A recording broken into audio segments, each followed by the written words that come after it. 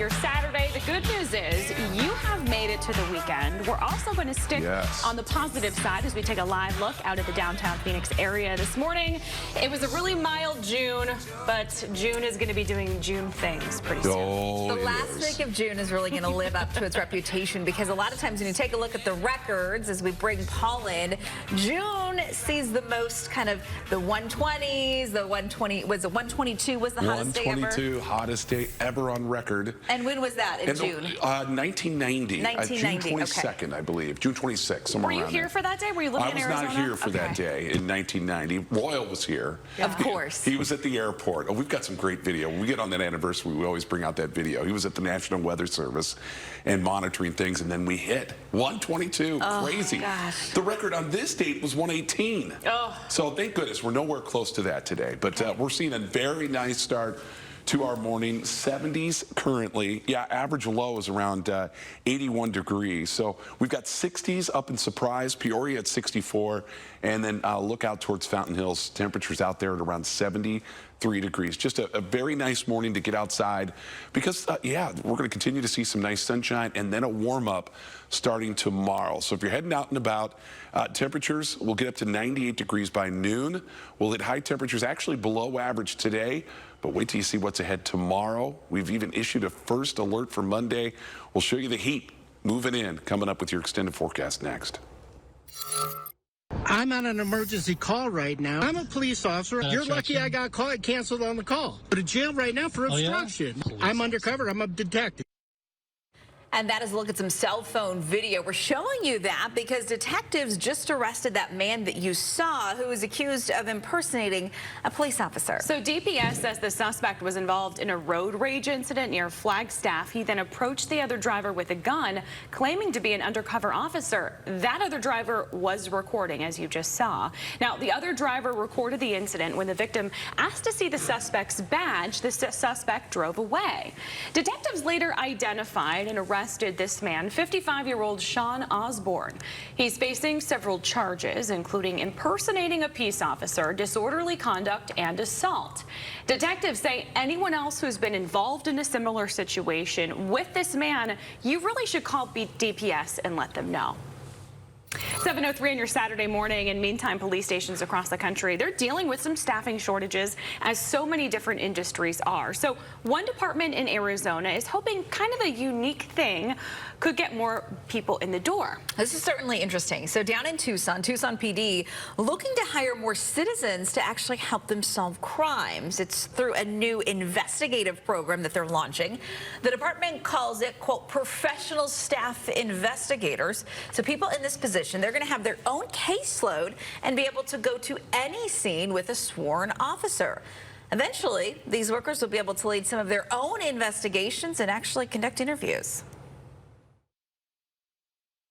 Since, police have been going to job fairs, one of the first questions people right out of college ask, or really anybody, is, how do I sign up to be a detective? And up until right now, it's been, you have to become a police officer, be on for at least 3 years, and then you're eligible for the detective's test.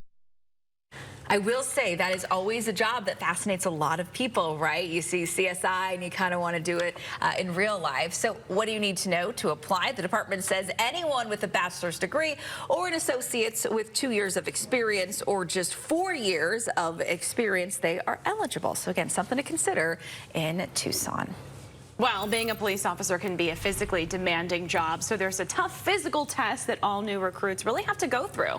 So several times a year, hundreds of hopefuls take on the Officer Physical Aptitude Test. It includes, you've got an obstacle course, a climbing wall, you 6 feet, I believe, and then you've got a dummy drag. We're told it is quite the sight, so Leda is out there this morning. She is live with Phoenix Police to take a look at what they have to do, and I'm told, Elena, you're going to put yourself through a little challenge.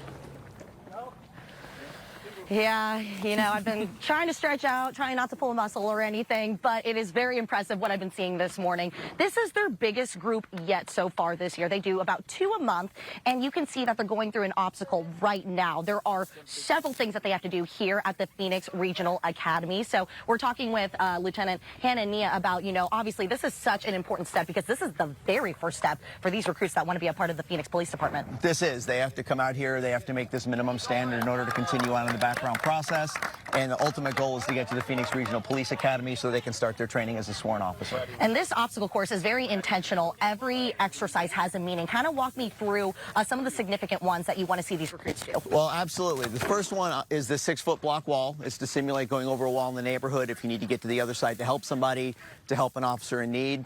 We also have a chain link fence because not every fence in the city of Phoenix is the same. There's a 99-yard obstacle course that's supposed to simulate what an officer would do in a foot pursuit. We have a 165-pound dummy drag in case we have to take somebody to an area of safety.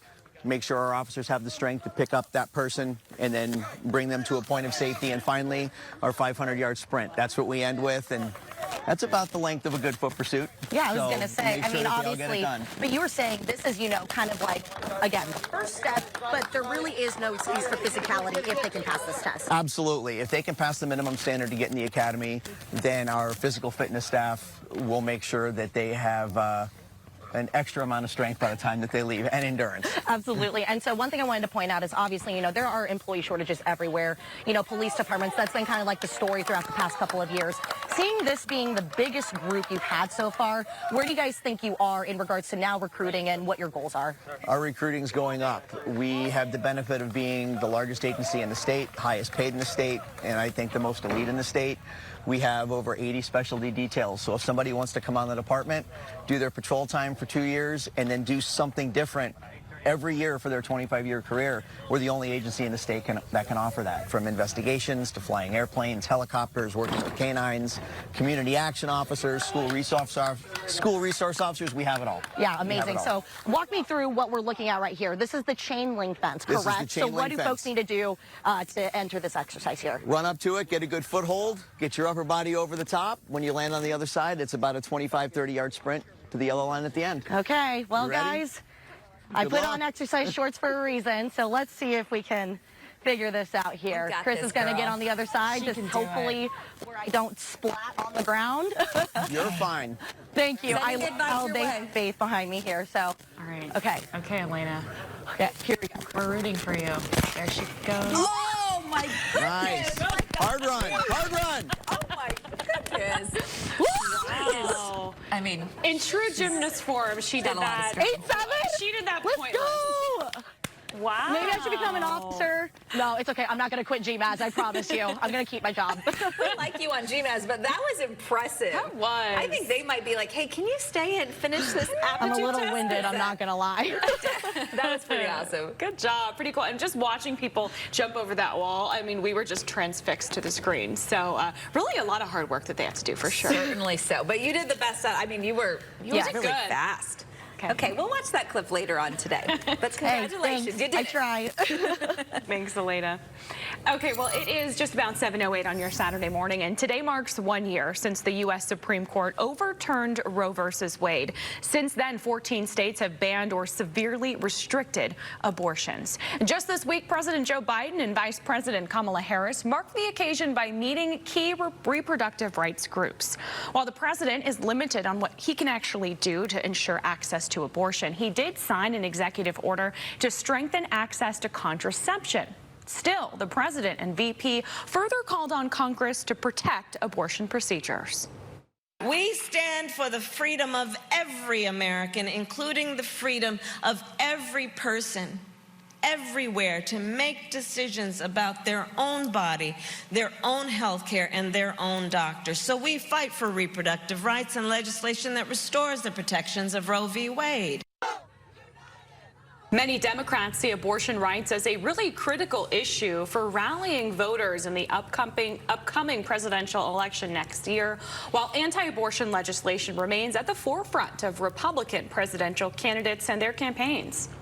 If Congress acts, I will sign a federal law to restrict abortion as well as President of the United States. As President, I would fight to make sure taxpayer funds are not used to support abortion. In a new CBS News poll, 57% of Americans surveyed said the overturn of Roe v. Wade has been mostly bad for the country, while 43% say it's mostly good. Well, here in the Valley, there's going to be a gathering at a Planned Parenthood at a Phoenix location today to talk about the effects of this law change that starts at 10 a.m. Again, that is this morning. Time now is 7:10. This weekend, we are kicking off a brand new podcast here on Arizona's Family we're excited about. It's called Politics Unplugged. So, of course, it's with Dennis Welch. The first episode features former Governor Doug Ducey. We talked to him about his new position as CEO of Citizen for Free Enterprise. It's a political action committee. I know that a lot of the discussions are around political freedom and religious freedom and freedom of speech. These are all important freedoms, but economic freedom is an incredibly important freedom. It's what's built this nation. Many political watchers thought that Ducey's next step after leaving the governor's office would be a run for U.S. Senate, but he decided against it. He told Dennis it was partially because of a conversation that he had years ago with then Senator Jon Kyl. The first question he asked me, and he said, you may not know the answer, but he said, do you have an executive personality or a legislative personality? And I knew immediately. And I said, executive. And he said, then don't run for Congress. You should run for governor.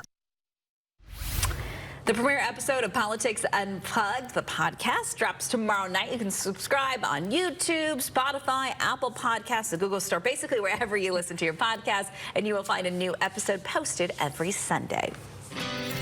Well, Tom Cruise is back on the big screen this summer in the 7th Mission Impossible film. And, of course, Tara got that AZ Family exclusive interview at the Rome premiere. Cruise is going to tell her about some of the death-defying stunts he's pulling off in his latest blockbuster. We'll have that interview coming up right after the break.